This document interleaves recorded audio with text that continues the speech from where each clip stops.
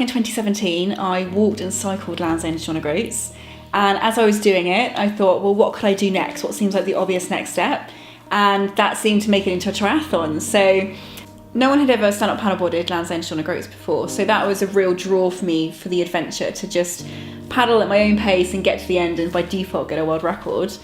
But the core one really was the triathlon, having walked and cycled before, to then paddleboard it and be the first woman to do a Length of Britain triathlon. I really liked that idea. I thought it inspired me to want to go and face my fear to get out to the water, and I really liked the idea of inspiring other women through it too. There was a couple of days where we had incredible weather. It was just glassy water, and at the same time we had dolphins come, being scared of what is in the sea, when in actual fact all we encountered were dolphins. It's a really incredible experience to have them come and swim with me.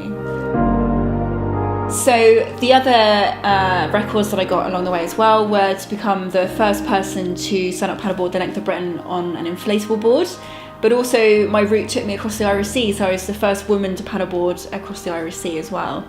And I guess for me it's not really about the world records, it's really about the story, about facing my fears and meeting people along the way, and I think that's much more important to me. My fear of the sea started when I was younger. I nearly drowned as a child, so I've never seen the sea as an adventure playground for me, and I didn't really know anything about it. So in preparation for this expedition, I had to learn about the waves and the tides and how to deal with different situations on the water. And I guess through the process of doing the expedition, I realised that it wasn't as bad as I thought it was. I managed to overcome my fear to the extent that it enabled me to do it. I'm still very much scared of the sea, and it's not my favourite place to be, like out there away from shore.